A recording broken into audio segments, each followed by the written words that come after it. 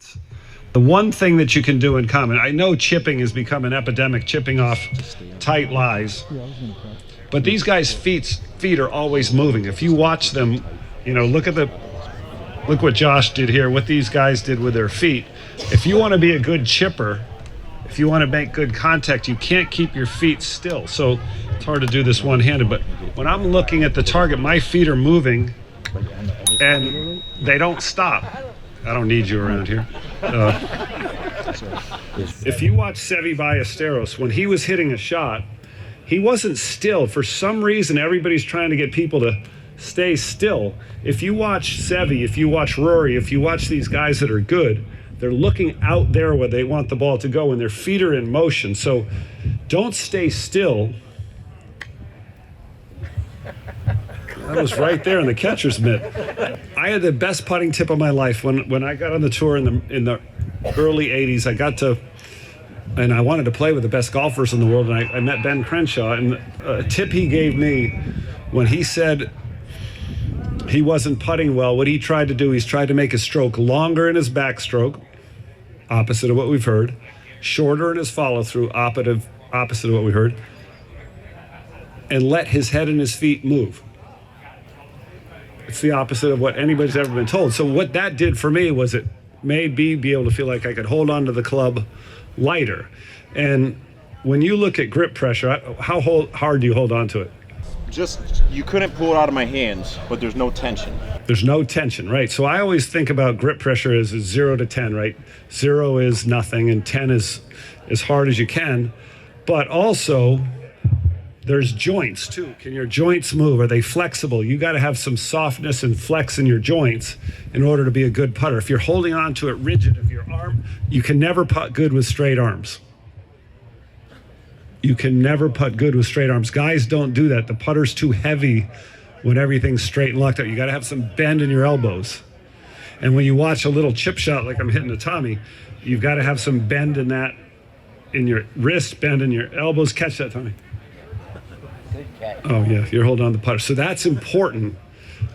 As much as people like to say grip pressure, what is it, a 3 or a 4 when you're holding on to it?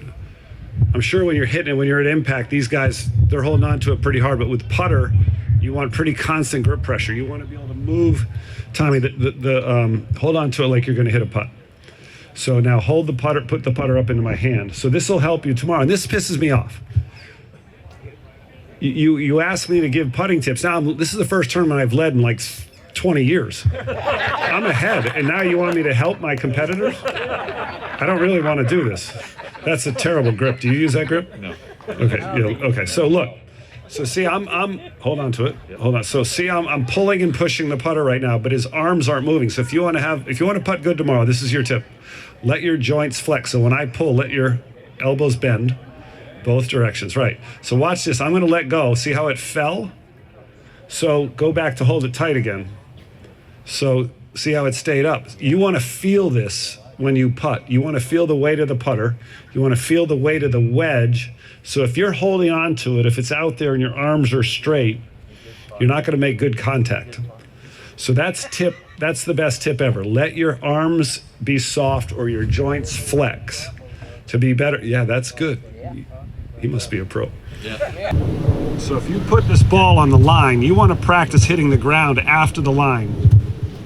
After the line. And if you're set up like you would for a normal shot with your weight back and you're standing far from the ball, you're going to have trouble. The best pitchers in the world get close to the ball, their weight's forward, and when they hit the ground, it's after that line. So see, when I make my practice swing, the club's hitting after the ball. I wish you'd catch one. It would look way better. Soft flex, or soft grip pressure, flex in the joint, and body motion. So when I'm hitting these shots, I'm not still. You can't stay still. The head down thing doesn't work. Head down doesn't work. When you watch the best players in the world, they're always looking out when they're hitting a pitch shot. And it's easy to hit it up in the air. You got it. You got it. It doesn't go very fast. Thank you. Well, that's Tommy. He's good at this. If you want to hit it higher, you open the face more. Oh. There goes that Pro V. That's a brand new Pro V1. You want some putting help? Or we already did putting. Softer arms, flexing the joints. You don't have to stay still. In the best putters in the world, there's symmetry to their stroke, so it looks like it's the same distance back and through. Right? The people that have been taught to take it back low, slow, and accelerate, that doesn't look very good, does it? It doesn't look right. So I think, one of the reasons why anchoring was banned, if you stick the butt end of the club into the sternum, and as you turn, everything looks like it goes together. The center of the club's always pointing into center. That's what you want to have. We could have a big argument or debate about how can this Bryson, Kuchar, Webb be legal. And Brandel Chambly, who I respect as the best historian in the game on TV, he's doing a book now on the best putters in the world. Billy Casper, who would be on everybody's list, used to put his left hand against his left thigh. So Brandel kept him off the list because he said he was an anchorer. Wow. Right? Think about that. He did that. I used to play with a guy named Morris Hatalski. I'm almost 60. Morris is probably 65. You remember that name? Yeah. He was a great putter. He used to wear, everybody here used to wear Sansa belts. Right? They fell off the hangers when you hung up on the hanger, the slick slacks. And they had a crease right here. When you brought them to the dry cleaner, they were red. You thought you were cool. He used to putt, and he used to try to, when he was putting, graze the back of his left hand, he was a right-handed player, against the crease of his pants when he putted. It's kind of like almost anchoring or unfair. Yeah. But I think for you to be better at putting, you got to spend a lot of time, you got to find pros like Tommy Dyer to help you, and you got to let your arms be soft, you got to let your joints flex. You got to use hands and wrists. The biggest compliment you could give a player back, can I put you in my day? We were kind of close, right? Seve Ballesteros, Ray Floyd, Jose Maria Olazabal. You were told you had great hands, right? That was a compliment. You had great touch. And now all of a sudden, we're using fat grips. We're using MOI high mallet putters. In the greatest putters of all time, if you put the top 10 greatest putters of all time, only one of those guys used a mallet. Ray Floyd used a zebra. He would have been in the top 10 of most people's list.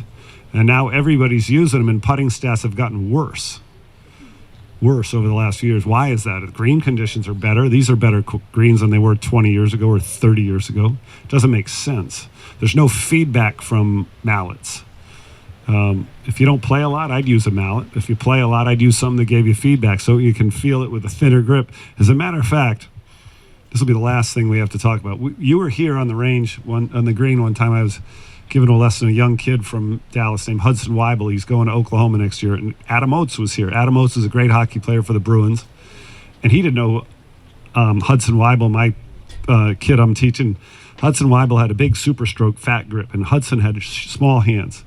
And Hudson had no idea who Adam Oates was, but Adam Oates coaches about 70 hockey players. And he walks up to me and says, "Hey, how you doing?" I go, "Good, I'm teaching Hudson. He's a great player." He goes, "Why is he using a super stroke grip?" I go, "Because he likes it. He's a pretty good putter." He goes, "Well, Hudson, do you know the origin of the super stroke grip?"